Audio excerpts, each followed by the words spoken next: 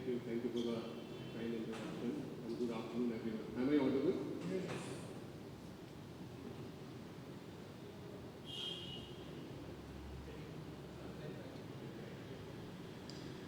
So, first of all, let me say it's a pleasure to be a part of this event. And today also happens to be the auspicious day of Lokmanya Tilakji's birth anniversary. So that's a special privilege to be here. I'm thankful to the organizers, Mr. Chitle in particular. He reached out to me a few months back actually, and he has been a part of this project. So of course I had to say yes, and we were discussing the potential dates. So glad it is happening today. And I'll tell you why it is happening at a very right. It's a very timely event, and I'll come to that later.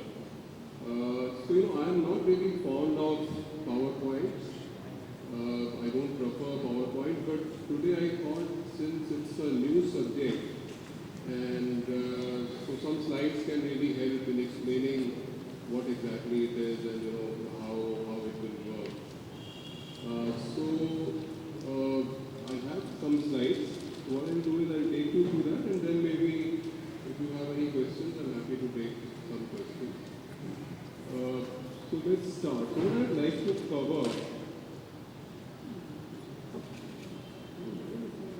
Okay, now I need to see the slides.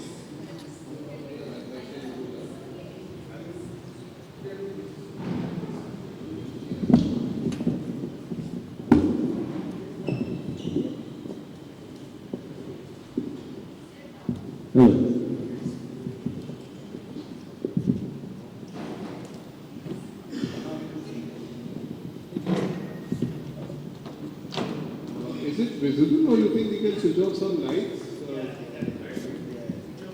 Yeah, I will switch off some lights, please. So meanwhile, I'll start. So what I would like to do in the next half an hour or less than half an hour would take you through what is the context and what is the background for setting up the social stock exchange and what exactly is social stock exchange. That's very important to understand the basics. Then, what are the key pillars of this framework that we propose, which would include, who becomes eligible to list on the stock exchange, how will you onboard the non-profits, what would be the different instruments and structures, and also, what would be the disclosure requirements and concept of social auditors, capacity building fund. There's a number of important dimensions which I will take you through. Then finally, where we are in terms of, the action, where are we in terms of the status and the way forward.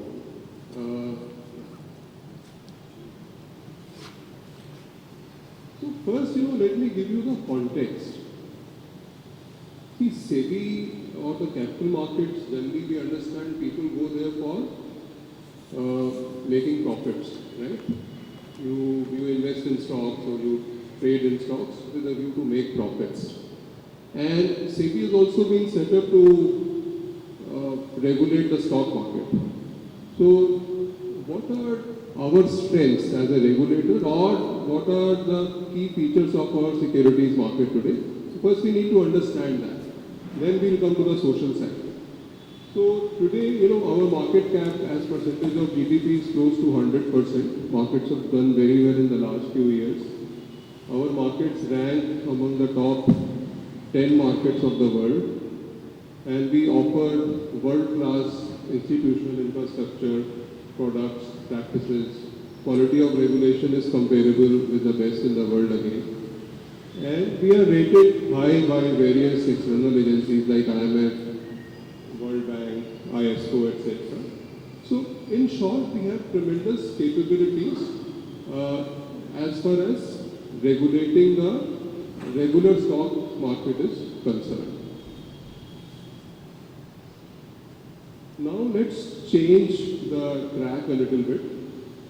As a country, India needs a lot of capital and lot of patient capital which can come and stay in our various investment needs. Why do we need a lot of capital? See, couple of things which I've tried to list here. If you look at the Human Development Index ranking, so we rank 131 among 189 countries, so we have a long way to go. As per the Niti Aayog estimates, India needs about 6.2% spending of GDP to achieve 2030 UN SDG goals. So we've committed to those development goals of the United Nations by 2030, and we don't have enough funds. COVID-19 was a huge disruption, that has affected financing timelines. The short point I'm trying to make is that for all developmental needs of our country, the funds which are available with the government often fall short and they are not enough, right? And conventional capital is not adequate. So you need capital from all sources. It could be philanthropic capital, it could be, commercial capital, it could be any kind of capital. We need loads of it. And we need to explore where this additional capital can come from. Next please. So now the question is, on the one hand, you have a good stock market system. On the other hand, country needs funds. So can we, the questions are, can we leverage our securities market strengths for the benefit of social sector? Can we facilitate raising of funds by non-profit social enterprises and voluntary organizations within the securities market domain? Can we develop some new structures and mechanisms just like social stock exchange? Or can we tweak our existing, various instruments and various structures to meet the needs of social capital in our country? And can we also, create the associated regulatory framework? So when we started on this exercise, our natural question was, look, SEBI doesn't have the sort of expertise or capabilities on the social sector side. We are more used to regulating a capitalistic institution like stock exchange, right? But we thought, can we leverage our strengths for the benefit of social sector? So this is the brief we gave to two groups were set up. Let's move to the next one. So let me explain the convergence here. So one is your securities market which we talked about, other is the social sector. So funding of the social sector through the securities market system, that's where the SSC fits. Social stock exchange as a concept, since it's new, we need to understand as to why SEBI is getting involved in this, right? So as I said, we have some strengths in securities market system which we need to leverage for the benefit of social sector. Basically, you can say capitalism meeting socialism, or some intersection in between, right? Or you can say commerce and philanthropy, so coming together, right? So that's the idea. Next one. So as was earlier mentioned, this started with the announcement by Honorable Finance Minister in the budget speech of 1920, where it was stated that a social stock exchange will be set up, and it will be set up under the supervision of SEBI, and it will facilitate raising of funds by non-profit sector, and it will be an electronic exchange. So that was the starting point for us. Then we set up working groups, because as I said, we didn't have enough expertise on the social side. We had enough expertise on the stock market side. And so two groups were set up. First group gave high-level recommendations on social enterprises, possible instruments, reporting requirements, etc. So the technical group which was set up subsequently, there the brief was to further develop, further build upon the recommendations of the working group, and Mr. Chitle was part of the technical group, right? Yeah.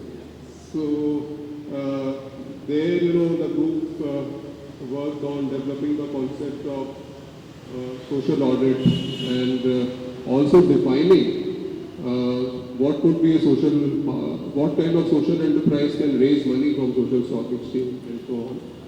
And we were lucky to have, a lot of experts on our groups. For example, on the audit side, we had the benefit of advice from Mr. Chitle and people from NGOs and, social impact investing. So let me also mention elaborate a little bit on the last bullet. This is a road less traveled for anywhere in the world, I would say. There are not many examples of a great success of this kind of experiment. So we didn't have much to learn from others. So we had to, kind of invent it ourselves as to what could be the best way forward. See, for example, you have some initiatives taken in Brazil, Singapore, London, Canada.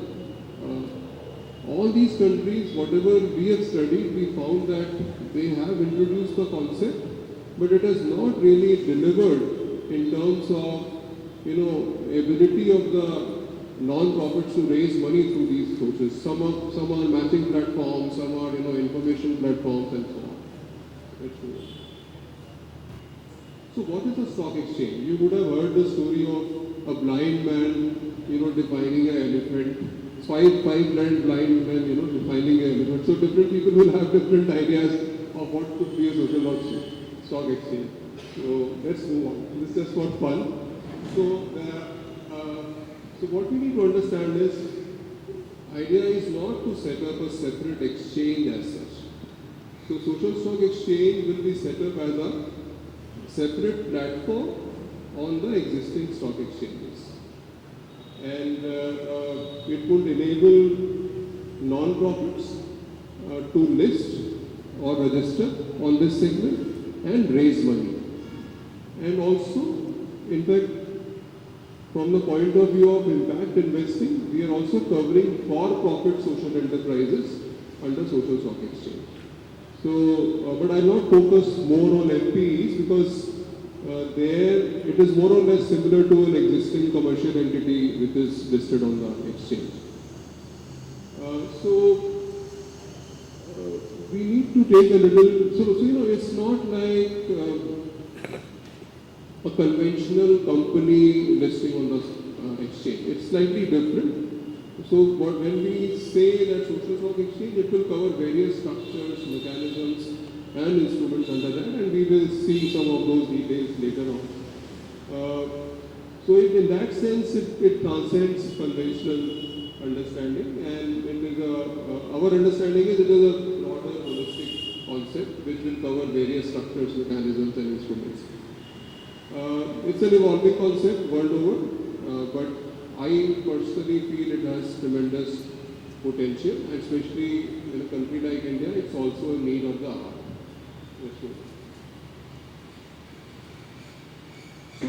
So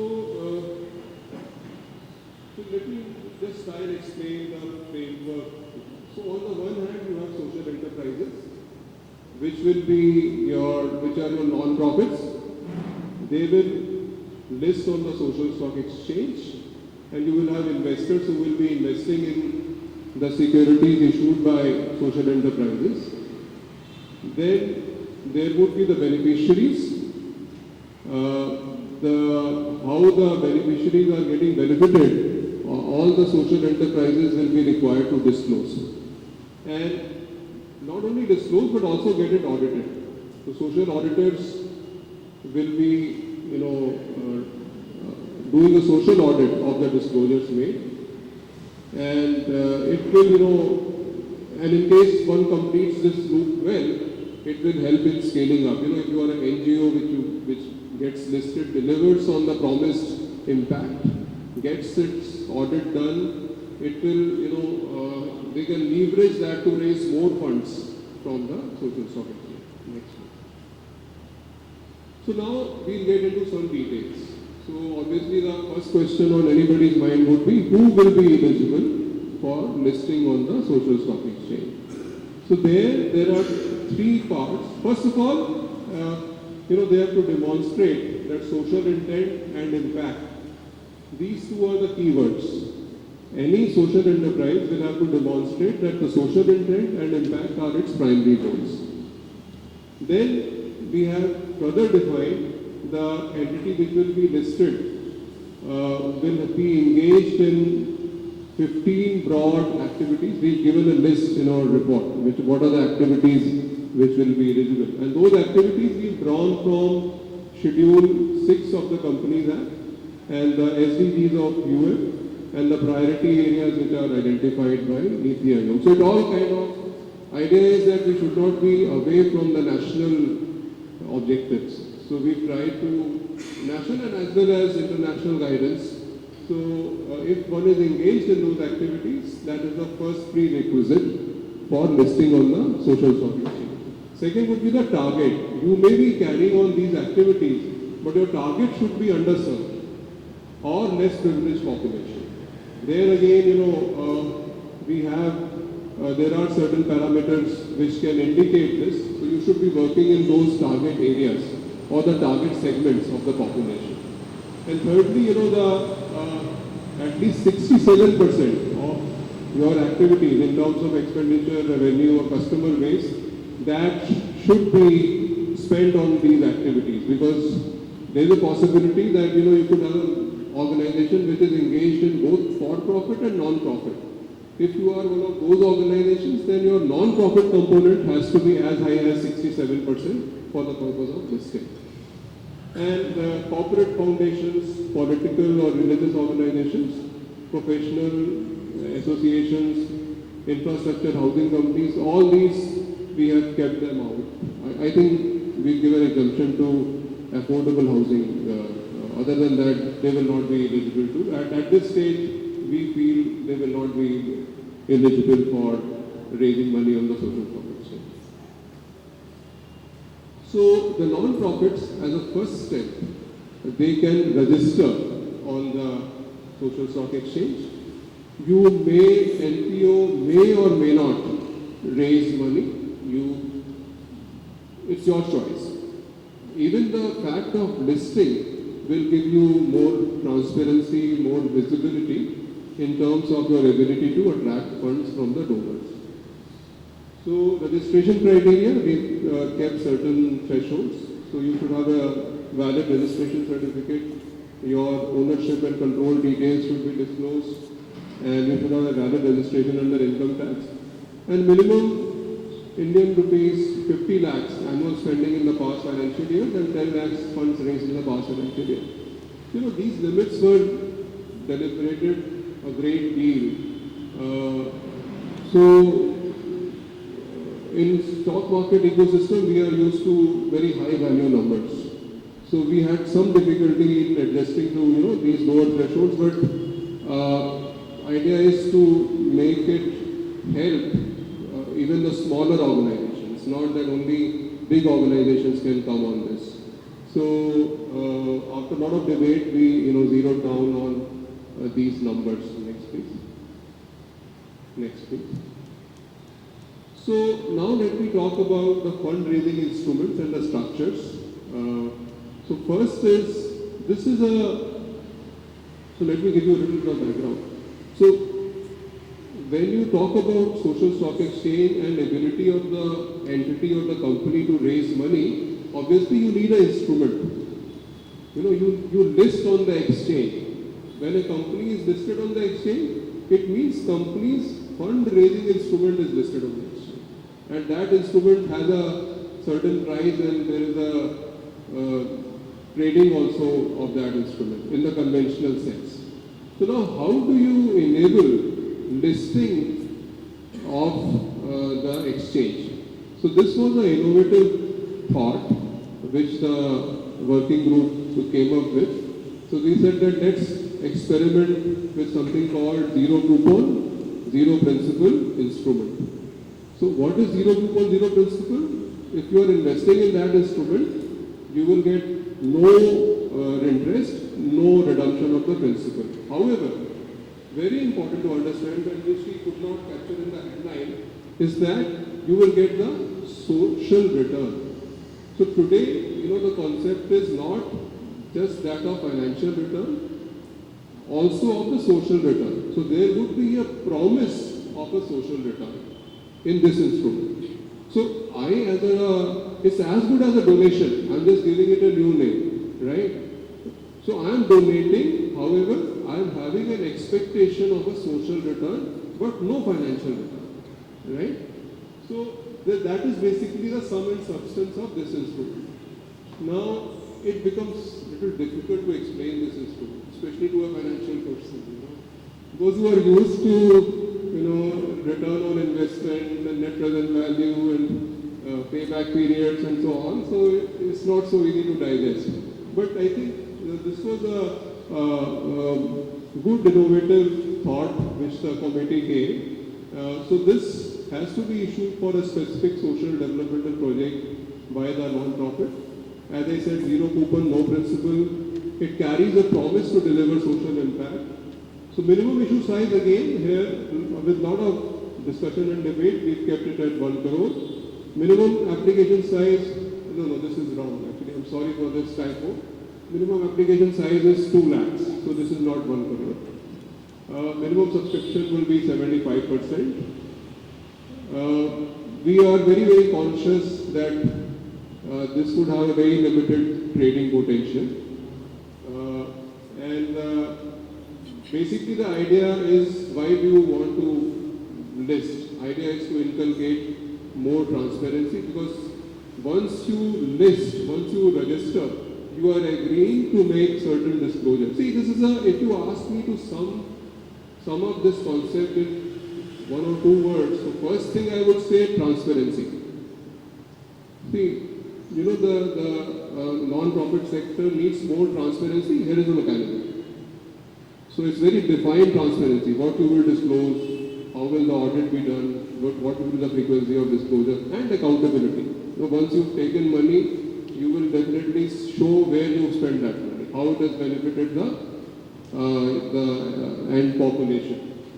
So I'm very happy to inform that this instrument has been notified by the Government of India on 16 July, just exactly a week ago, as a security. So in fact, I was telling Chitlisab that let's wait for that and then we do this event. So it happened, before. I was expecting it to happen in some time when we spoke. So I'm glad it has happened before this event. So this has been notified, so which means the government has recognized this instrument as a legal security which can be listed on the stock exchange. So that is one instrument which the exchange, social stock exchange, will offer. Second is the social impact funds.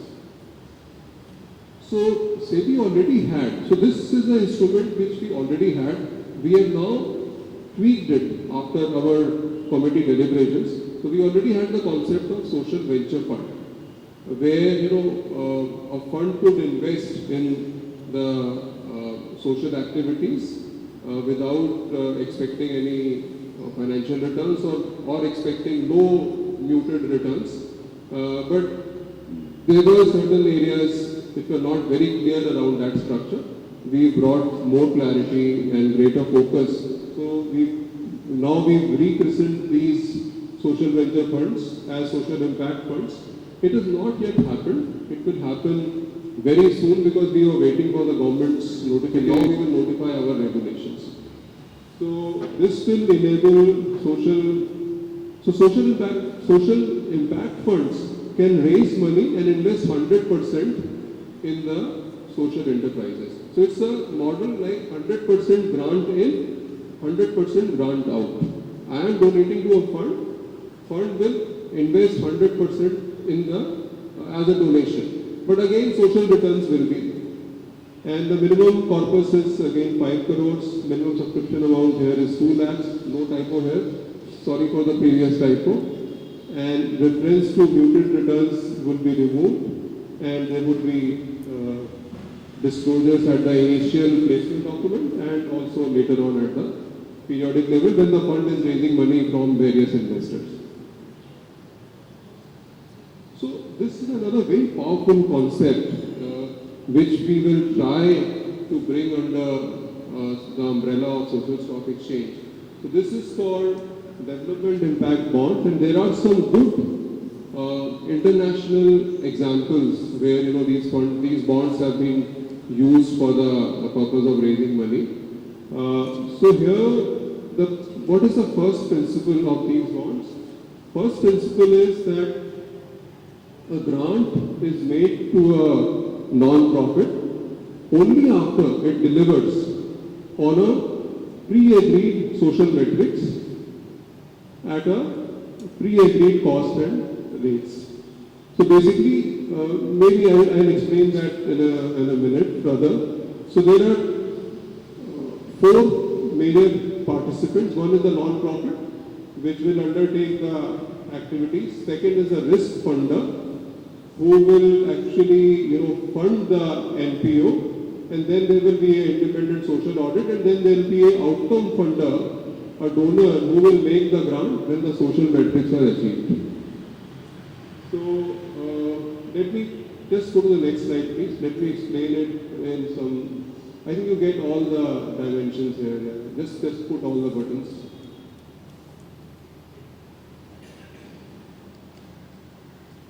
So this is where PPT is helpful. So let me explain now. So how it will work is there is a intermediary, which is a fund, and there is an implementation agency, which is a non-profit. So the intermediary will fund the implementation agency. Intermediary, how will it fund? It will fund on the basis of financing from the risk investor. Right? And once they render their services, and this implementation agency, non-profit, they will issue zero coupon, zero principal instrument to the fund. Fund will actually subscribe to the units or to the zero coupon, zero principal instrument issued by the non-profit. The services are rendered to beneficiaries, third-party evaluation, social audit, and the outcome funder will depend on this third-party evaluator's report, measure and validate, and then they will, fund the intermediary who will in turn return the money to risk investor. So it's a little complicated. It may seem a little complicated, but the idea is that the outcome funder can, has the assurance of giving the money only when the results are achieved.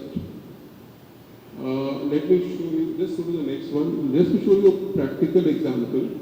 So we have this Educate Girls Development Impact Bond. So this is a success story in India. There are 2-3 success stories on this. So this is a project in Rajasthan. So this was done in collaboration with the government of Rajasthan. So the structure was where the outcome funder was this Children's Investment Fund Foundation. This is the international foundation, and the risk investor was UBS, and this was a service provider. There are a couple of service providers here, and based on the work done by this organization and the evaluation of the outcomes by another organization, the social outcome report is generated, and then the outcome payer steps in and pays the money. And so you may ask, what is the interest of risk investor? Risk investor has certain margins. He has certain returns. So basically, let's say if anybody hypothetically has a huge fund and you want to,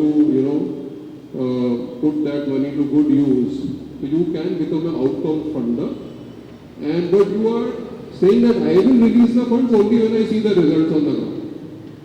and I'm willing to pay certain margin on that. In the sense that, if 10% or 15% is your margin, I'm happy to pay that, which will be your return. But at least I am assured that my 100 rupees is well spent. Right? So, next one please. So, another very simple and very easy to understand structure is the mutual fund structure, where the existing asset management companies can collaborate with credible NPOs for donation of returns.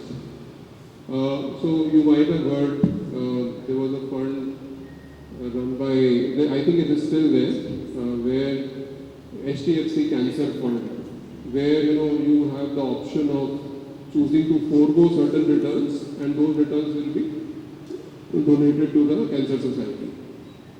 So I will not spend much time on that, that is easily understood. But this is also, we've incorporated this as a part of Social Stock Exchange. Then for profit entities, existing fundraising structures which are available to the existing companies, the same will be applicable here also. Of course, there are certain additional obligations on disclosure of social impact, which these for-profit entities will have to commit to. Next one. Now let's talk quickly about the disclosure requirement. So there would be initial disclosure requirement, and there would also be continuous disclosure requirements. So these would be your vision, target segment, governance, management, finance, continuous disclosure, social impact report, covering impact score, card on reach, depth and inclusion. So what we've done in these two reports is we've also spelled out all these disclosure requirements. So which will of course evolve with experience, but we have a starting point. Then NPOs will also disclose on an annual basis. Like for corporates you have quarterly requirement. Here it is not quarterly, it would be annual requirement. Annually you will have to disclose your financial aspects and any event which has material impact on the achievement of the outcomes, that they will have to disclose in 7 days. Unlike in the corporate segment, you have to disclose it almost immediately. So additionally for FPEs, existing disclosure requirements will continue. Next one please. So I will not spend much time on this slide. This is again basically maybe this part is important. The social impact scorecard, reach, depth and inclusion. That scorecard would be developed based on the disclosures which you make on the target segment that you are serving, on your intensity of impact on the median individual, and how inclusive is the outcome, on the dimensions of income, social equity and diversity. Then next one please.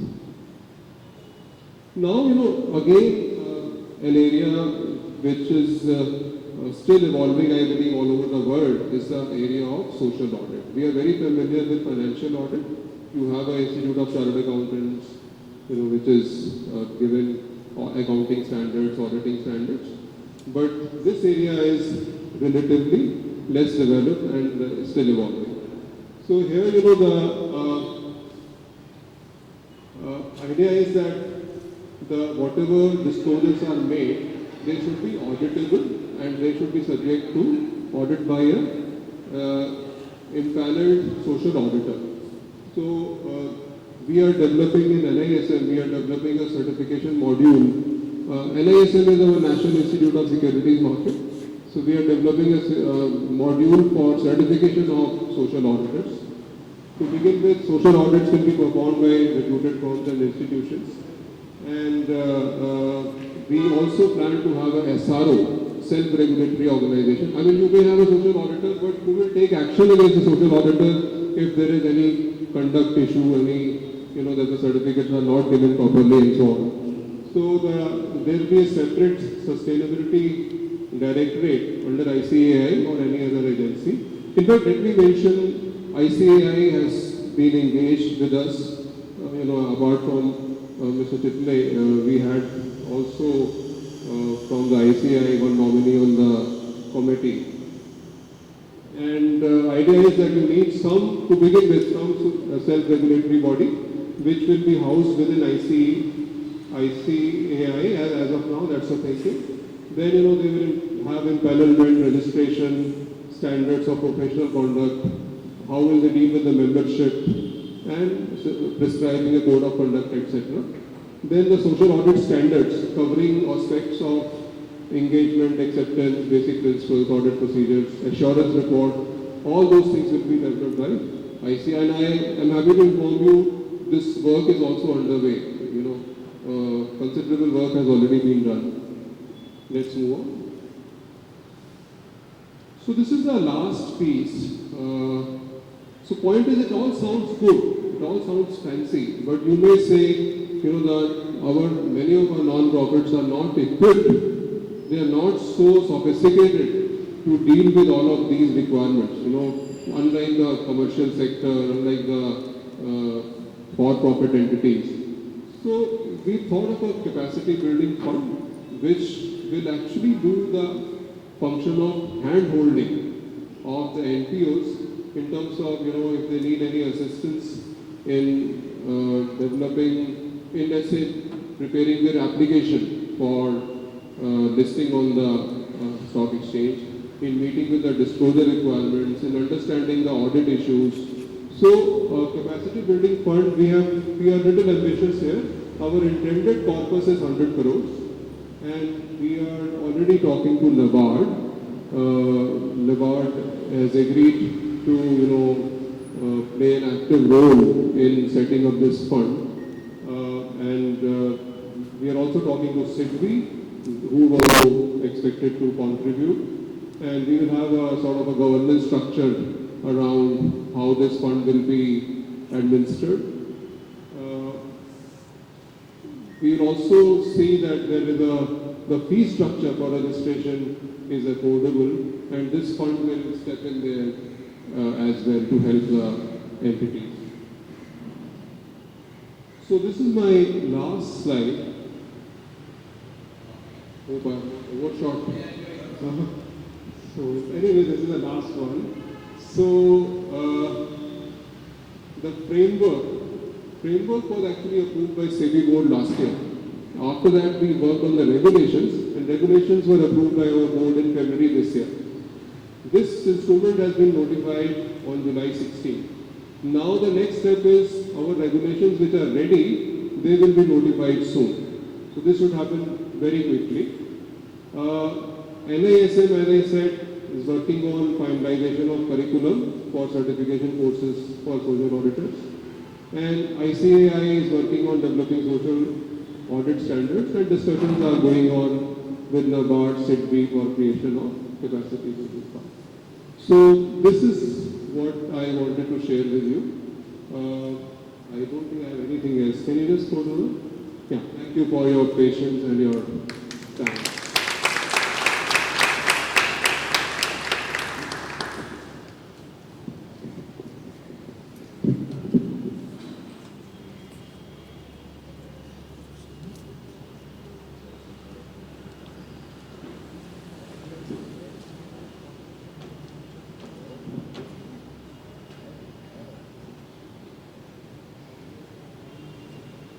Mr. Amarjit Singh has to go to some urgent program.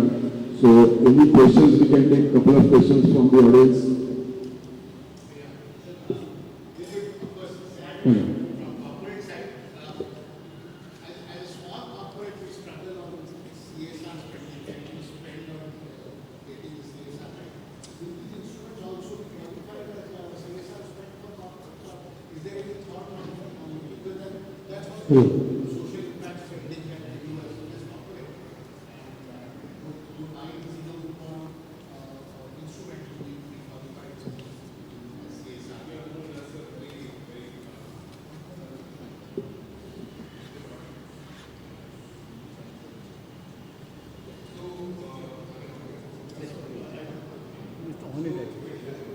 Valid question. Yeah, thank you. So that's a very valid question. If you look at the reports deal with how CSR and social stock exchange can complement each other, and how the CSR money, if it is allowed to come to social stock exchange, how it will kickstart the exchange. I leave it at that because this is a subject matter which is not in our control. This is handled by Ministry of Corporate Affairs, but we have thought of those interventions. Sir, the concept looks very good, but the rate of success will depend on the practicality of implementing it. What I find is that the provisions for crowdfunding provided that we have to be more into this social sector. Because those provisions are more clear if we have a trust set up which is monitored by somebody and where the crowdfunding takes place. A small share of the money can be inspired by the Aegis society or some corporation. Those provisions appear to be much clearer for that what this appears to be. And that is also helpful to social sector because ultimately the people's participation is ensured through crowdfunding. The society has no one here. So that those provisions have some integration with this kind of thing. I think that's again a very good question. So crowdfunding, the way we understand today, it is an unregulated activity, right? So there is no assurance of any oversight by any regulatory body as such. There could be a private platform, or you don't even need a private platform. You could simply, launch your own website and say that I need crowdfunding for ABC projects. Those who are interested can donate. But here, the huge game changer is the benefit of supervision, the benefit of regulator, and the transparency that goes with it. So this is much more credible. In crowdfunding, I'm not sure if you have the disclosures, the kind of disclosures that we are eliciting. So as a donor, my concern is if I have given 100 rupees, I should see to, I should, be assured of the whatever cause I am donating for, the money should be rightly spent. That's all you need to know, right? I mean, looking for any financial return. So this is the platform where we have thought of those kind of disclosure requirements on a initial basis, regular basis, audit requirement. Even for audit, initially the thought was we are not ready for it. But point is, we want to do something solid. We don't want to start with something which is halfway house. So it has taken some time. I mean, we've been working on this for the last 2 years now. But the idea is to have a well-regulated segment, and we'll see where we go from there.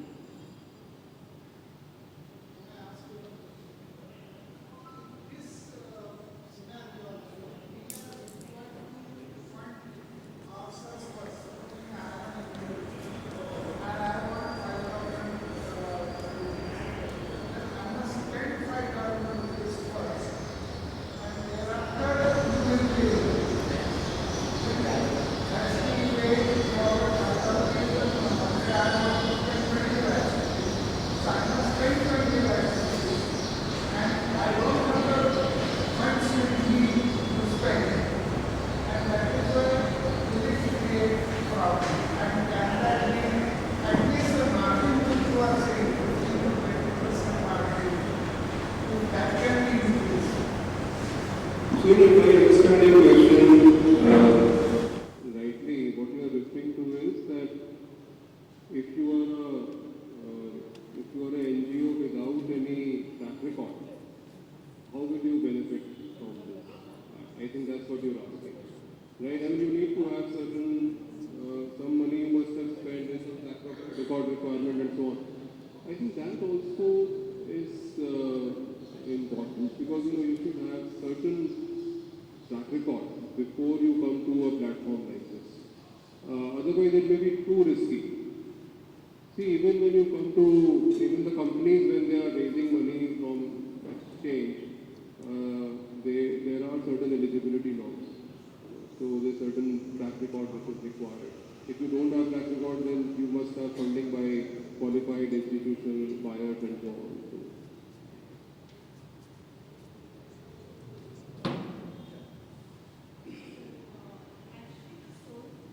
Currently the system is that, a donor invests in a good product and there is no intermediary. What one can see in the stock exchange is that there is an external assurance by the third party. And a lot hinges on the quality of assurance. And first we've spoken about the going system that we are engaging in social entrepreneurship, etc. But currently it's so immature and who would be a such product? Would that be somebody from a financial background? Would there be that kind of a mix of the understanding of the development sector? Because it's so important to understand the balance.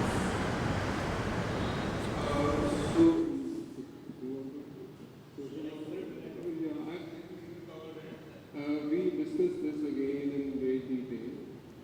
So, I leave it to you. I think he'll answer better than this. So, it's the last question. The funding to NPO happens one through CSR and another through high net worth individuals and the trust. Now, high net worth individuals and trust would require while donating aegis certificate. So, that I think we need to take care. We should recommend to the government that this is eligible for aegis. Otherwise, the other than CSR funds will not come out. Yeah, no, that is a valid observation. So recommendations have been made to that effect. So we stop here now. Thank you very much, Mr. Amarjit Singh. In fact, you are explaining well, what do you say, simple word and language, the confluence of commerce and philanthropy. And in that commerce and philanthropy, let me just tell you, sir, as you are aware, we are a 100-year organization. So our founders also had introduced zero coupon instrument that time, and many of the philanthropists, this hall itself, is named by Mr. Gokhale, he had funded that time, and whatever be the amount, 10,000, 20,000, but they never accepted interest, and that's how this organization is grown. So some of the old ideas are still taken forward. I think thank you very much for coming here and introducing. These are all people who love to know ROI, the return on investment, big investment sale. We now learn new concept like return of social impact, and in that context, something like ZC, ZP. So definitely the right person will take this forward. Once again, thank you for coming here.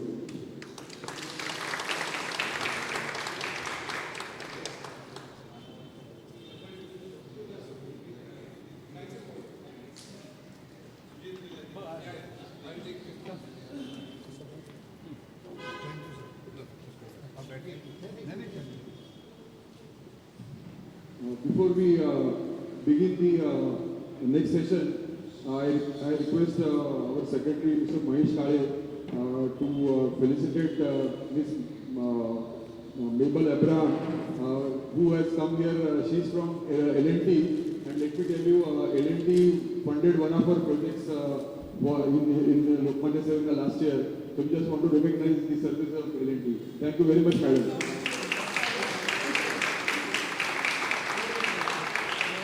She is personally present here to understand the further thing, and I think institutions like this will take forward. Thank you very much, madam. Now I request our PV Bhagavat Secretary, Mr. Dhruv Patil, to introduce our next speaker, Ms. Rachna Bhusari.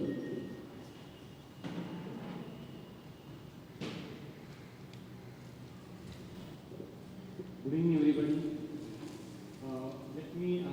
It's my pleasure to actually introduce Rachna. Rachna and me were colleagues at the National Stock Exchange. So it gives me pleasure to introduce her. Rachna Bhusari is a Vice President at National Stock Exchange and is responsible for primary markets, business development initiatives of NSE. Rachna is a postgraduate in financial management and law graduate with almost 21 years of experience working with NSE. Her key responsibilities in her current role include listing of equity and debt of corporates, startups, and SMEs. She has worked initially for development of securities market for SMEs by creating an enabling ecosystem. Prior to her current role, she has been responsible for regulatory functions of the exchange such as investigation, surveillance, membership, and supervision. Let us welcome Rachna to give us an insight into the functioning of social stock exchange.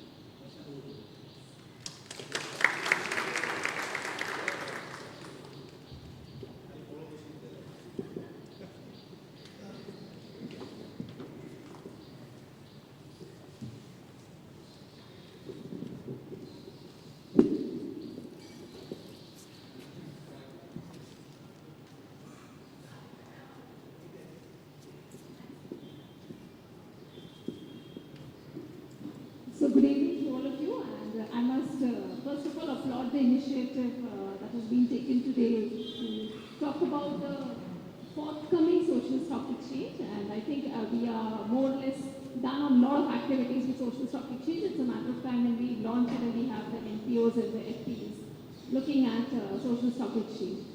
So I've also put up a PPT. It may sound a lot of repetition because Amarjit sir has covered most of it that was discussed. So I'll try to keep it very crisp. And Dhruv, thanks for my introduction. It's been very humbling. When I joined NSE, Dhruv was my very senior colleague, and we always looked upon to Dhruv for various advices. So thanks, Dhruv. It's really a very humbling moment today when I work with you on the social stock exchange even today. So, yeah, sure. So like it was rightly said by Mr. Amarjit Singh, social stock exchange is a brainchild of our FM, Ms. Nirmala Sitharaman, who said that we should have the social sector meeting the securities market under the ambit of SEBI. So that was where it was completely decided that we have to form a technical group or a working group which will talk on the recommendations of the social stock exchange, and that's where first the working group was constituted in 19, and then we had the report coming up in 20, and then after that we had the working committee or technical group being founded, which the report was out in May 21. So both the efforts that were done by SEBI along with exchanges I think it was completely activity which was driven by the intelligence of the NPOs and the FPEs, which wanted to say that what it would bring them to this credible platform, and as well as the impact investors as to what will help them look at this NPOs as a tool which will attract their investments into the social stock exchange platform. So it was a culmination of all, with obviously the ICAI and some of the legal experts also being there in the committee and the group to say that how it could help bring the transparency aspect as well. So, yeah, sure.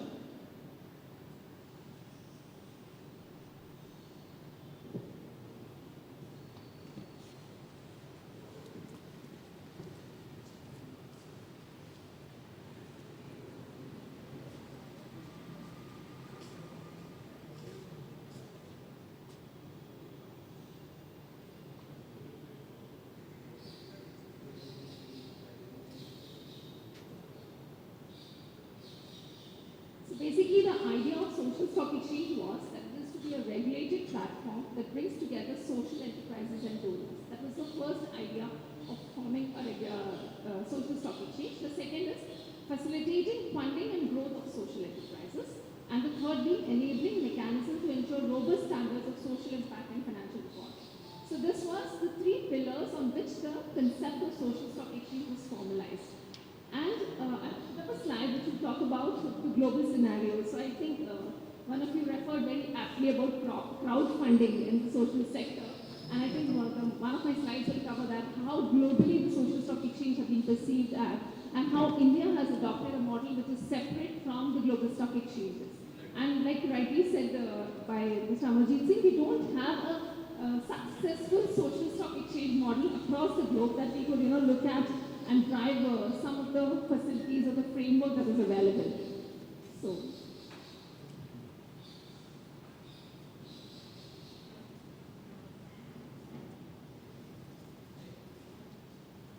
thanks, Lou. Yeah. Okay, so I think think I've covered this. Yeah, this is how the global scenario is. You have the Brazil Stock Exchange, which is the BYSA. It's a crowdfunding platform. It's only for NPOs. So technically what you have across the global, you have some of them even tapping the FPOs, but Brazil is completely for the NPOs. It attracts institutional as well as retail investors.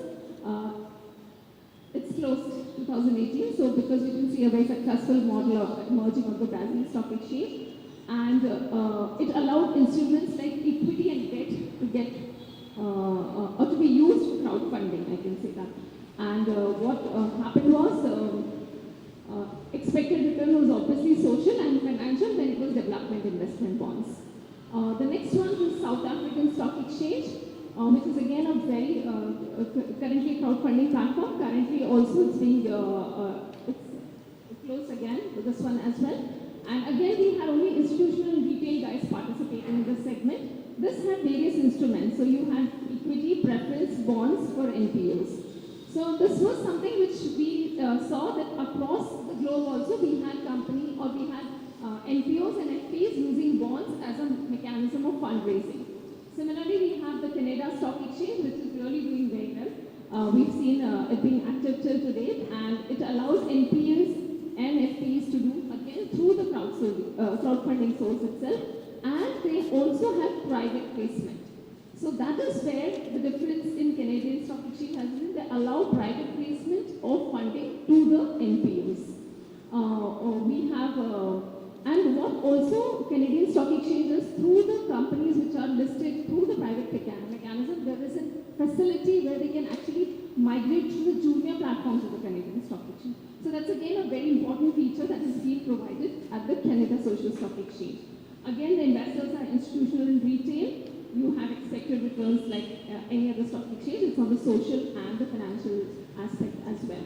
They also have, Canadian Stock Exchange also have additional category of investors which can invest or which can donate to the crowdfunding platform.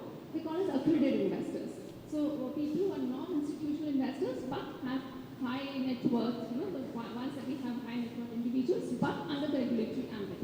So they are accredited investors. So in Canada Stock Exchange allows accredited investors to contribute to the cause of social stock exchange. Please can I have the next slide? Yeah. So I think this is very well covered by Amarjit sir, wherein he said that what is that an FP and an NPO should have to come onto the social stock exchange. So it's very important that they have to be involved in the 15 activities that have been identified in the schedule of the social stock.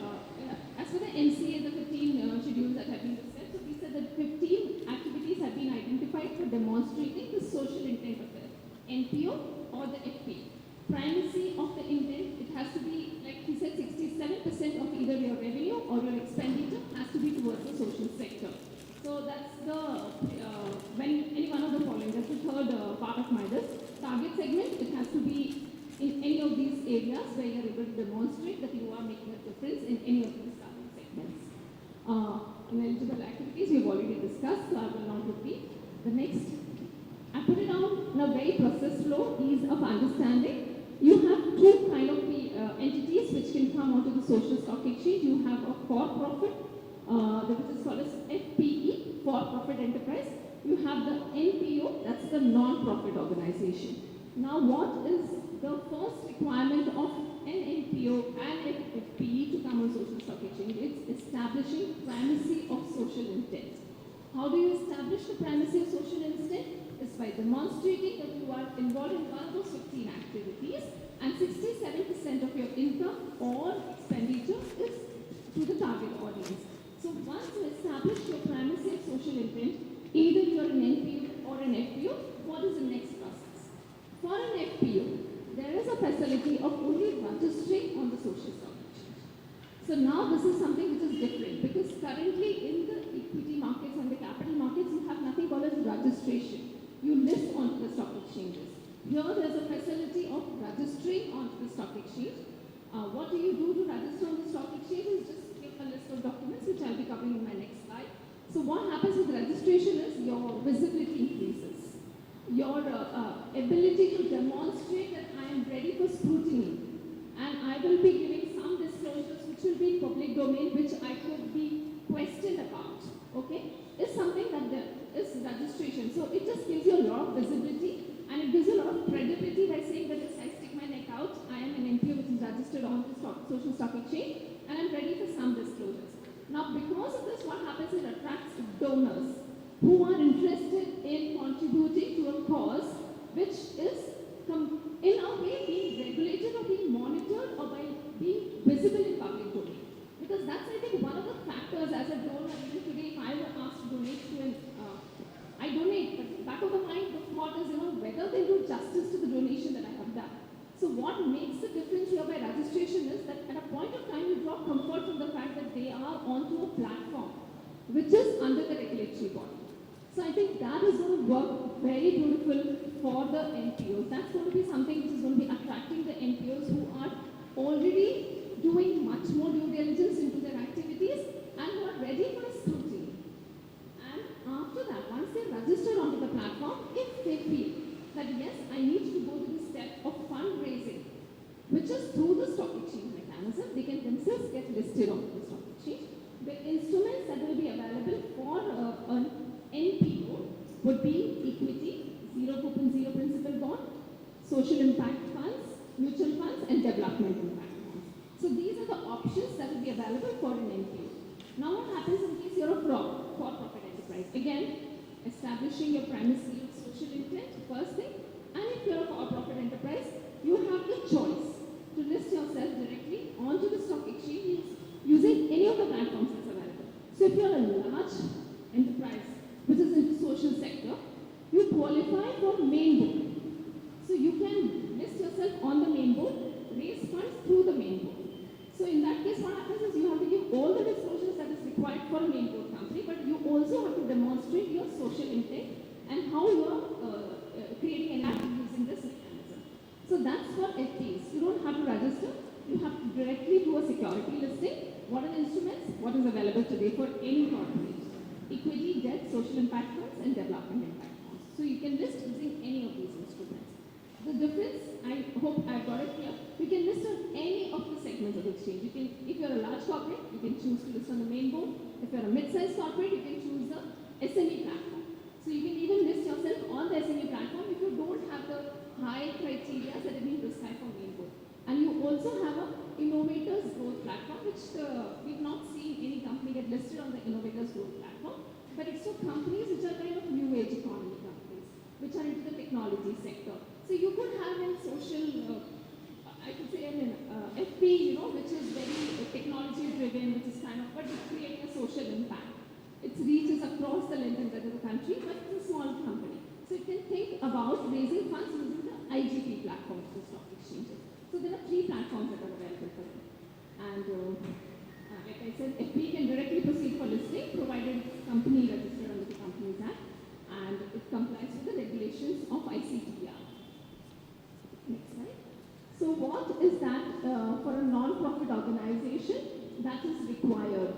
So what are the eligibility conditions is what I can, if I have to say very simply, put it across. So parameters are that it has to be a legally registered as an NPO. That means, and what we are saying is it should be, a registration certificate should be valid at least for 12 months. So we don't want a company or an organization which is just getting expired with the registration certificate in the near future. So it has to be valid for at least a period of 12 months. And which are the entities? So they should be public charitable trusts with a deed registered with charity commissioners, sub-registrar is applicable, societies under the Society Registration Act, non-profit companies under the Companies Act, not for profit. So I'm talking about the Section 8 companies that can be eligible as NPOs. How should the ownership and control look like? They should be governing documents. So it could be an MOA or an AOA or a trustee, whatever, each kind of an entity fits yourself that way.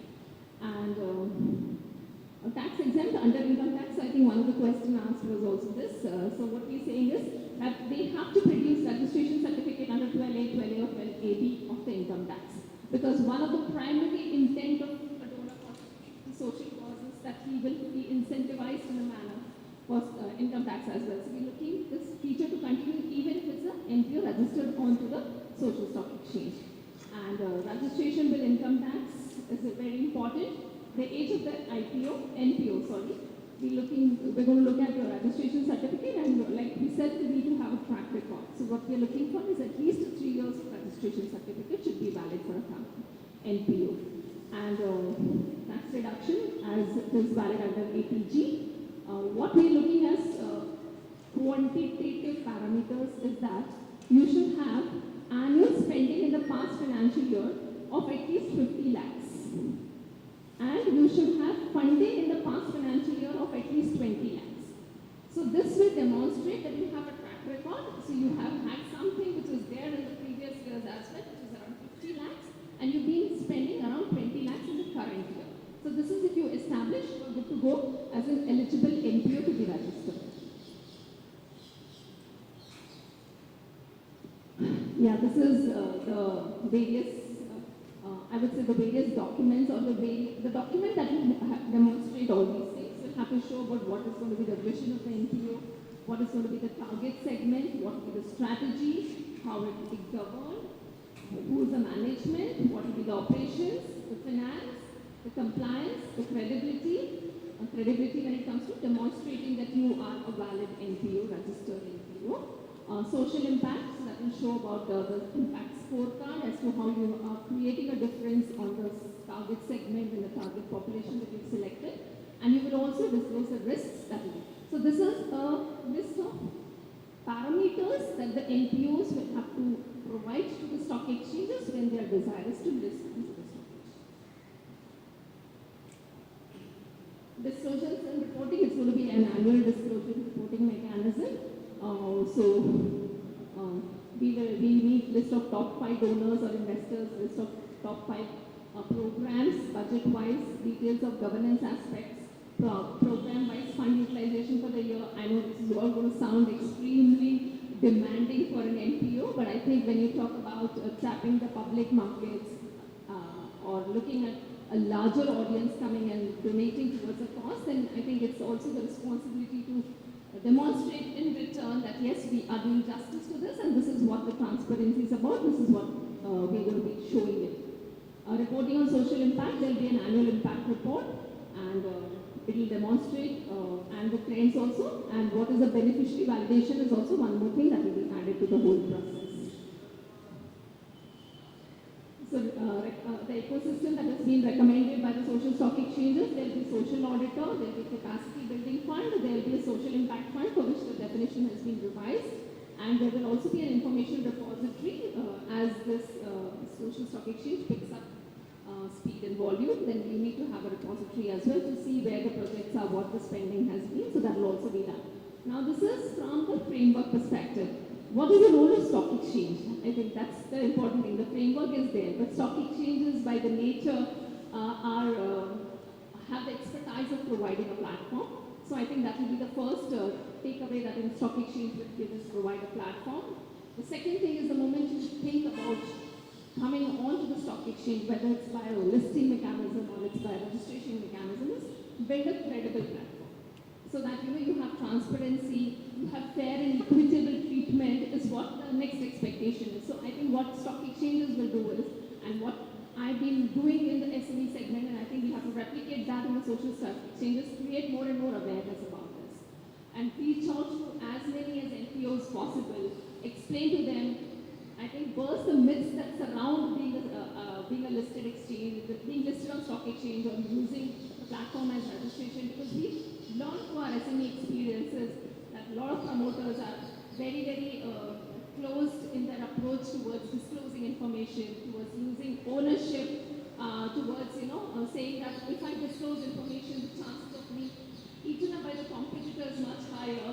So I think all these areas we have to actually talk to a lot of NPOs, understand from them that what is a showstopper from their side, is those showstoppers, and the other factor that plays an important thing on the mind of anybody who thinks about using a platform is the cost involved in the whole process. So I think that is where again exchanges will play a big role in saying using the capacity building fund and using their own using their own inputs to ensure that the cost is minimized. It will not be a revenue generation model for stock exchanges. It's going to be a facilitating model for any stock exchange. So stock exchanges, I think, are apt in creating not only the platform but also the ecosystem. And similarly for social stock exchange, they're all geared up to create that ecosystem, work with fraternity, who's going to be not only the demand side but also the supply side. So we propose to work not only with the NPOs but also with the impact investors so that they are able to understand what kind of NPOs are coming and to also convey the message to the NPOs as to what kind of disclosures the impact investors need to bring funds into their company or into the organization. So from that perspective, I think I'm done. And any questions? Yeah, this is the list of eligible activities. I think all of us know the schedule. That's it from my side. Thank you so much. Any doubts? Thank you so much, Rashna Madam. And since our President, Mr. Chitare, also has expressed his willingness to give a presentation from this platform rather than that platform, let me also continue with that tradition. And I probably believe Mr. Mukundrao Chitare needs no introduction. As such, being a president of our institute for last decade or so. So without spending much of time, I request him to start the proceedings. Good evening. I think we started at about 4:15 and we had declared that we'll close by about 5:30 or 45. Considering the subject, what we have covered so far, majority areas are covered. So what I'm trying to do is, I have a presentation, but I'll run through that, not word by word, but capture those things which I feel need to be added. I think that's the way I'll try to cover the matter. Next. See, in India, the non-profit organization or NGO was the common word. First time through this concept, a word called for-profit organization has come into India. Now this is something which is new. So we knew that there can be a trust or a society. Section 8 company also was a new invention for the last so many years. But otherwise, most of the organizations in the country are either a trust or a society. And we have hardly known anything called for-profit organization. So the first point that one can note is that through this concept, something called for-profit organization concept has come, and let me spend a few minutes on that. Can tomorrow Ambani International School declare itself to be a for-profit organization and register on social stock exchange? The answer would be no. The condition is more than 67% of your revenue, expenditure, beneficiaries should be for those who are underserved or unserved. Tomorrow, can Apollo Hospital declare itself to be a for-profit organization and register on social stock exchange? Normally the answer would be no, because again their revenue, expenditure or beneficiaries may not fit into that criteria. But if there is an organization, I might keep taking some names because I know those names. There might be some hospitals which are started by pure NGOs and they really work at small places for the benefit of small people. They might be able to register themselves as for-profit organization. I think that's the first advantage which one can draw out of this kind of a new element which is starting in the country. The only point, I'll take that point subsequently, will be that most of them are registered either as a trust or society. And when you say they can list on the stock exchange, how their shares will be listed on the stock exchange? Now that's a completely new concept. I'll spend some minutes on that after some time. The real part is, the rest of it has been explained, so I'll not go through that. The next slide.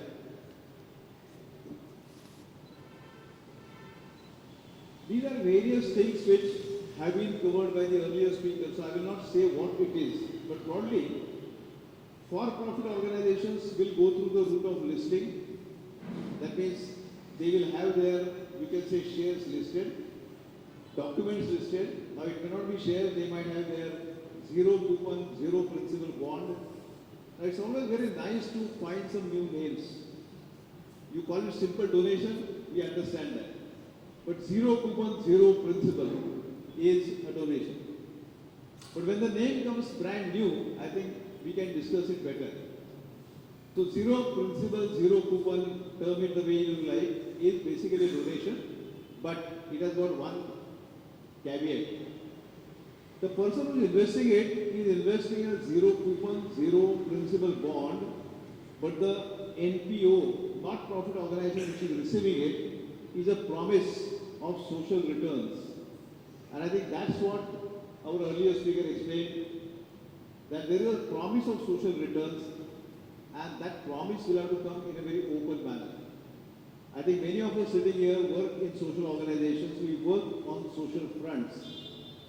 We do work, but do we promise on day one that I will render this service or I will do this social work, and we match our work with the promise that we have made? I think that's the kind of a change which will happen because of this kind of a report. We'll cover this when I go into the details, but broadly, for-profit organizations, it is like a company listed on the stock exchange, subject to the condition that more than two-thirds revenue expenditure beneficiaries is for underserved or unserved.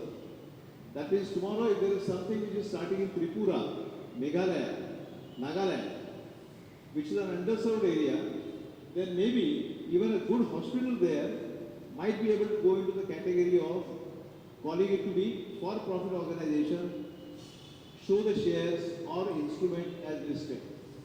Now this is where the contradiction starts. So far Section 8 company was known to be a company which is not for profit. And if you look at the entire report, the report says for-profit organizations will be through NPO. Will be through Section 8 company. Now the Section 8 company itself is not for profit, but now the concept brings out an idea that such a company can list its shares on the stock exchange.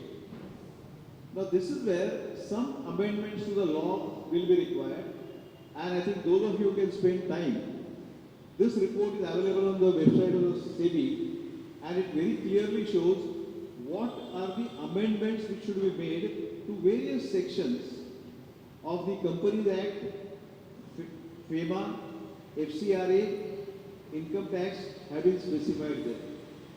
So this might come to be one of the amendments, that it could be a Section 8 company, but the shares of it when they get listed on the stock exchange, somebody who trades in those shares might make a profit. And it is not necessary that they might register only the shares. They might trade on the zero principal, zero coupon bond. Now that is something which will evolve over a period of time. We have to wait and watch. But for non-profit organization, I think that is where we'll spend some more time. What it really means is, we need to go and register. And for registration, what is it that is required?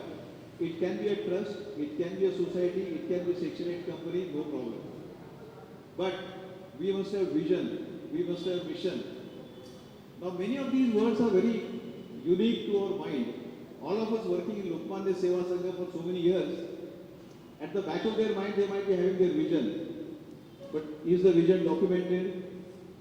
Is the mission documented? I think if I use some Marathi, for Lokmanya Seva Sangha, Seva karavaya lava devaha yogyata kara. That means, let me serve and let the God give me the ability to serve. Now, is it called a vision or is it called a mission? I think these are the kind of things that all of us will have to address and document this in the form of some written document. So when we say registration, what it would mean is many NPOs, because I am connected with at least a few of them, and I can say many NPOs, when we look at these kind of things, we'll have to learn to package it properly, put it in a written document, and then go for registration. The work that we do, I'll talk about that in a few minutes, may be proper, but our documentation many times is not necessarily complete. I would not say not proper, but it is not necessarily complete. Now let me spend a few minutes on the work that we do. What does the condition say? There are 15 activities which are copied from the section, the schedule 3 of the Companies Act. Those which are eligible for CSR are covered here. But the expectation is you must be serving those which are unserved or underserved. So if I am doing an entertainment program or social activity for all those who are situated in Vileparle East, who have really all the comforts in their house, am I satisfying that? possibly the answer may be no. But if I am serving somebody who is staying in hutments, maybe in the city, I know a few NGOs, I won't take name for the sake of convenience, who do work for street children, who run libraries, schools for street children. Now those might perfectly fit into this because their beneficiaries are completely coming from underserved or unserved population. So I won't go through the details of what is specified there, but I'm just trying to cover in practice what things we need to do if we want to register our NPO on this. The advantage will be that once we complete all these documents and we are able to register on, let's say, social stock exchange, it gives us a great visibility across the country. See, as our Mr. Tardalkar said in the beginning, that today the Prime Minister has tweeted saying that he was here a few years ago at Lokmanya Seva Sangha. Now this one tweet must have taken Lokmanya Seva Sangha at, I think, lakhs of people's mind. But that's not sufficient. If we are registered on the social stock exchange, automatically all over the country it will be known that this is an organization which fulfills the necessary requirements, which is willing to declare all that it has, which is willing to declare the transparency, visibility, and therefore everybody will feel confident that they can easily give this donation, zero coupon, zero principal bond to this organization. I think that is going to be the inherent advantage of NPOs who would come into this area. Next.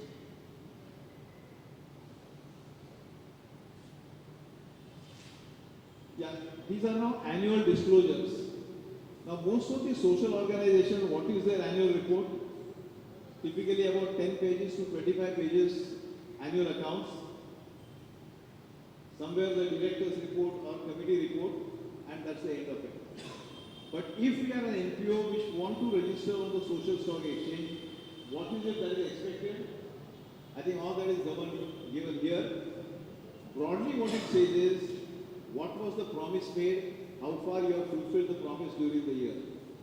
What is your governance structure?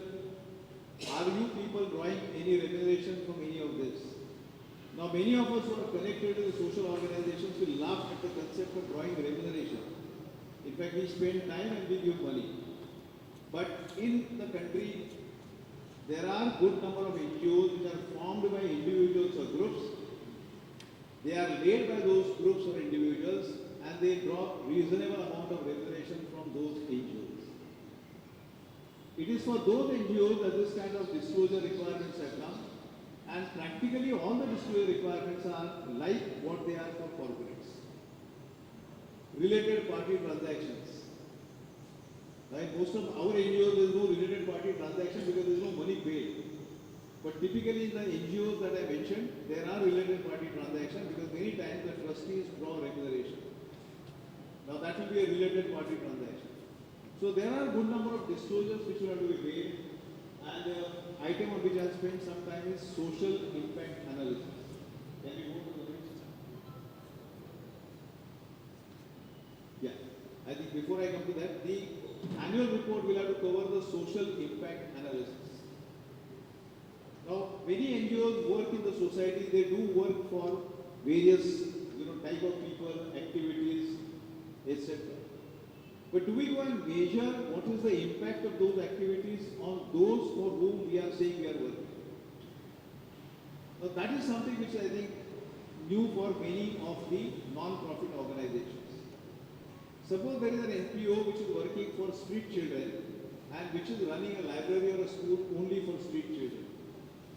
End of the year, it may have to disclose how many children from the street visited the library, how many of them were able to read maybe Marathi, Hindi, Gujarati, Telugu, Tamil, whichever language, and how many of them were made to learn so much that they can join the school.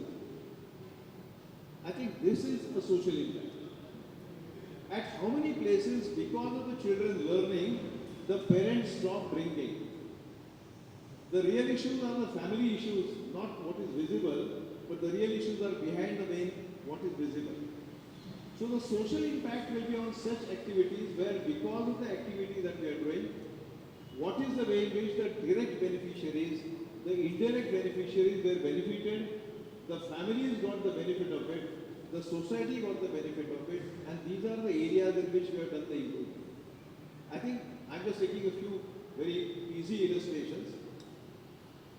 And that is how the social impact analysis will have to be done, and that will have to be published in the annual report. I think that is what is expected, and for many NPOs, this is something which will be completely new, and that brings me to the last point about audit. Actually, fortunately, when I was a member of this committee, I was a member more as a president of Lokmanya Seva Sangha, and not because of my activity as an auditor. But when it came to this point, I think I had a lot of things to state, and therefore I stated that I will cover this. When we say audit, typically the financial matters come to our mind, and therefore the entire annual report is going to be bifurcated as financials and non-financial. So as far as the financials are concerned, which will be the balance sheet, income and expenditure, cash flow, these will be audited by chartered accountants, and I think this is what we are used to it, so I will not spend more time on it. The only additional points I will make over here is, the report very clearly says that you have to comply with the accounting standards. You have to comply with what is known as Ind AS if your turnover is more than certain amount, if your gross receipts are more than certain amount, etc. Let me not go into those details. The other activity, which is a non-financial communication. Now that is what let us spend some time on. What it would mean is, what were the promises made at the beginning of the year? What were the desired outcomes you had at the beginning of the year? Let me continue with the same illustration. The NGO which is running for street children, did it say that we will try and cover as many roads in Mumbai as possible in the course of 1 year, or we will try and reach at least up to 1,000 students? Now they may have to say that at the beginning of the year, and when they come to the end of the year, they may have to declare they reached to so many students. If not, why not?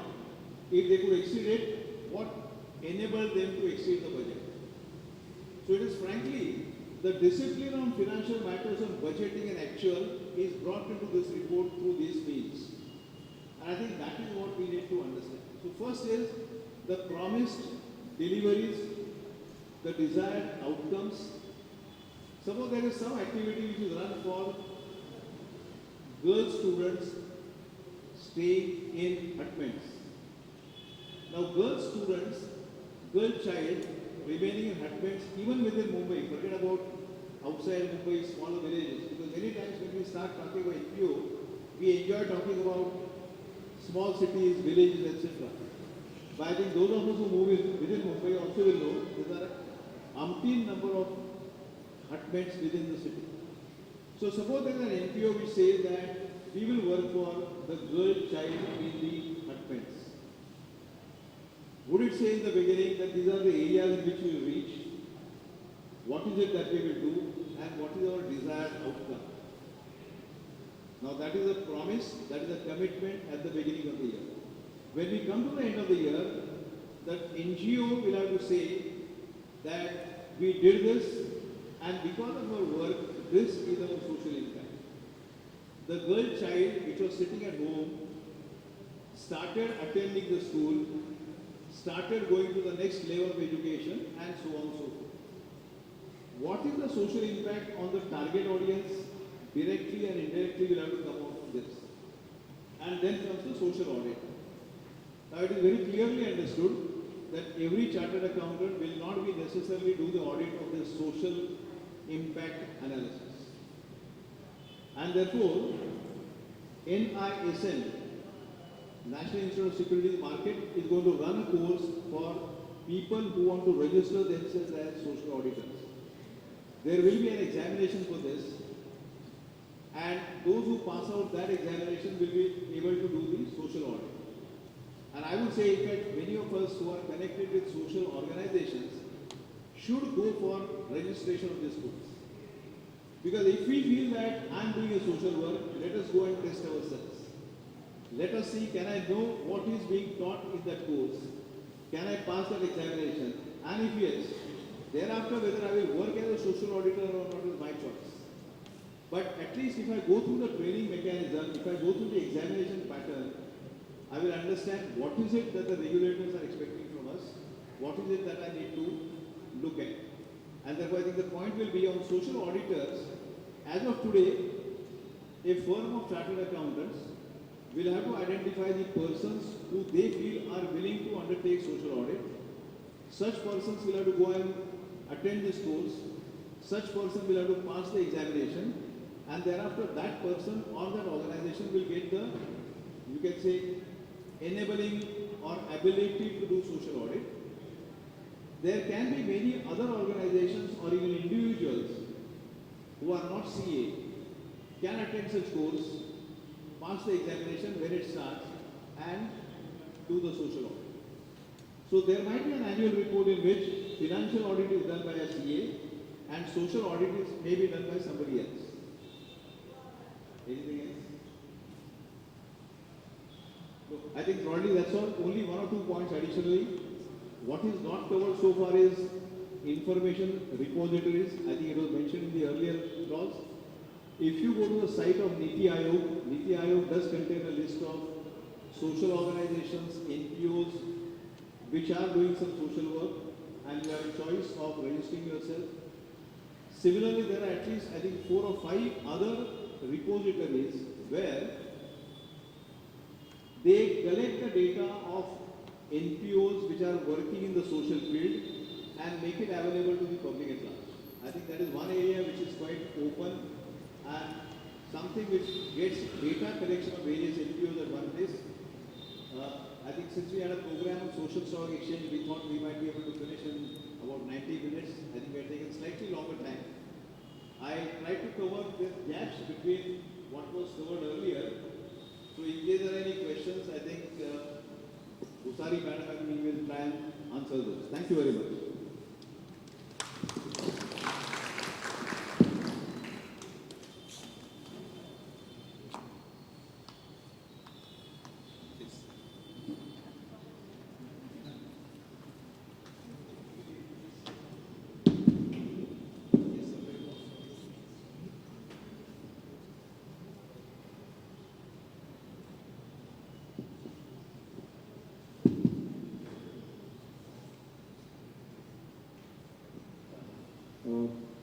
Few questions which I gathered from the audience. One concept that validation of beneficiary we would like to know from you, and also on this social audit, like maybe it's an eye opener to all of us who are in the NGOs. Like we say that we did this program, we did this social work, but what is the impact on society and who are the real beneficiaries? So if we can explain from that angle, that validation of beneficiaries. See, in most of the cases, we have to really identify who is our intended beneficiary. Many times when we say we are doing social work, it is like a general thing that is happening. But now we have to clearly understand who is the beneficiary. And therefore, again, let me repeat the same example. If girl child in hutments are expected to be our beneficiary, that will have to be identified very clearly. Then it is better to identify a local area, maybe we can say suburbs of Mumbai, or western suburbs of Mumbai, or maybe Vile Parle and Andheri, hutments in Kunkuwadi. I think many of us are from Vile Parle. Let me therefore say hutments in Kunkuwadi and maybe one more area is our expected beneficiary. Now that's a declaration. Thereafter, reaching to those people and doing some work for them is the matter. Now, point was validation of beneficiaries. On day one, when you decide that as an NPO we want to do some work, we'll have to visualize what work we are going to do, who are expected to our beneficiary. When we actually do the work, when we reach to that place, some of the people might fit into that category, some of the people may not fit into that category. And therefore, the validation will first happen at the working level. Whatever validation happens at the working level, through the experience, it will come in our reports, etc. And either in the audit, which is taken once in a year or maybe twice in a year or more often, the social auditor also will really go and see what you are saying. Is it correct? Is it justified? Is it appropriate? And is it logical? Because there is no measure which he can apply. And therefore, the measurement of saying that so many rupees spent is not available. And therefore, the original declaration of intention of what you want to do and what you actually done becomes very, very important.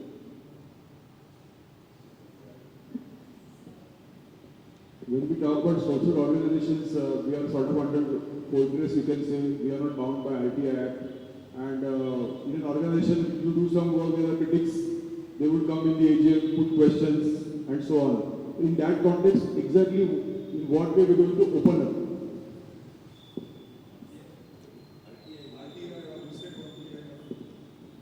Currently, the RTI is not even discussed in the scope of scheme, because it's all about encouraging. This is more of a developmental activity, encouraging activity.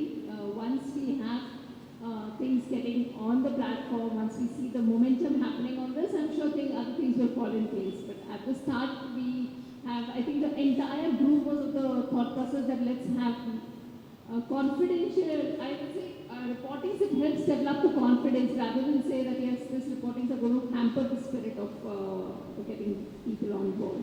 So currently, I don't think so. RTI, it's all about disclosures, it's all about the obligation on the social auditors.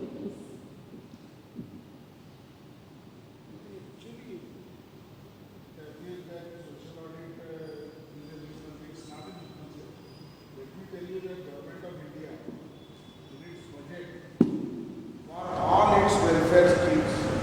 For the last 3 years, they have been given an outcome budget column where the set targets of a welfare scheme, including the beneficiaries, are discussed and disclosed in the budget as a part of budget document. There is a separate annexure which is attached as an outcome budget, where the budget results are given in terms of physical targets, not only the financial targets, number one. Number two, in many of the government schemes, there is a directorate of social audit set up with clear criteria of doing the social audit and showing the impact on the society. So it's not that social audit is a new concept at all. Only for the exchange purposes, it can be one. But I feel that RTI is part of social audit only. Therefore, all types of RTI should be welcome as far as social audit is concerned, because it is one of the transparency measures that helps the accountability.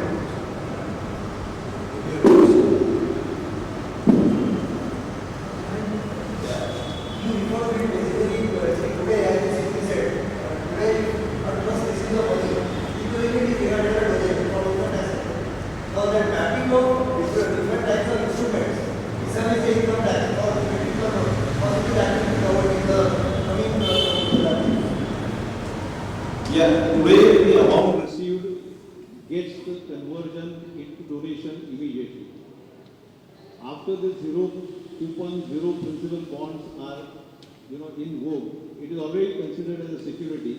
So once SEBI declares the regulations which will be enforced, I think we have to wait and watch whether income tax deals with this separately. There are two recommendations have been given. The report, the recommendations have been given. So the recommendations have been given by the committee through SEBI to the government. How that will get amended is something yet to be seen. So as of today, no answer on this. No, sir, there is actually charity is a state subject. Let us understand today you are mentioning charity is exclusively within the domain of state.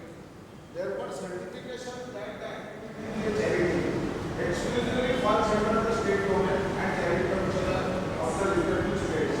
So there has to be going to be a very technical issue on this about getting insurance with the charity that will enable ultimately development provisions, it will enable ultimately editing provisions.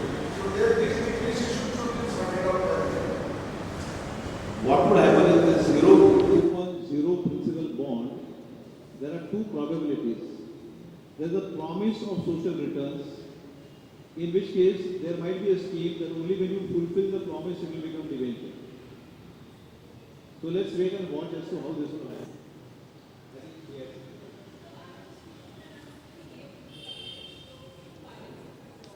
So I wanted to question about the trading.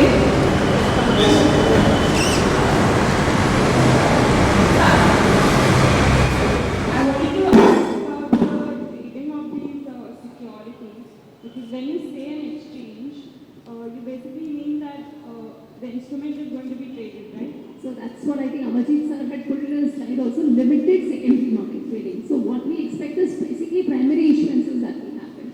Because I don't see any merit in you subscribing to the instrument of an NPO, okay, and tomorrow you're going and giving it to him. She's not going to be contributing anything to the society at large.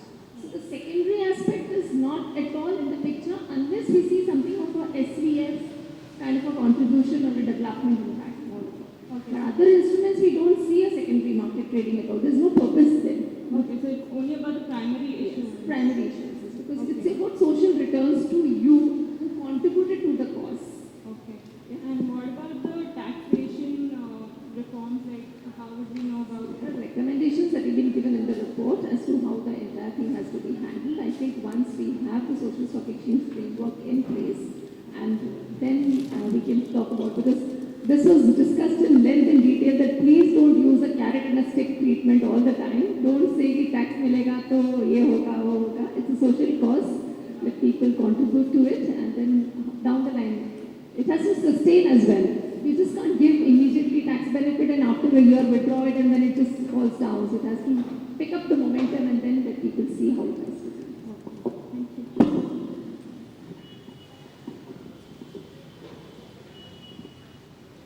I can only add saying that today's program was in anticipation that things are going to happen.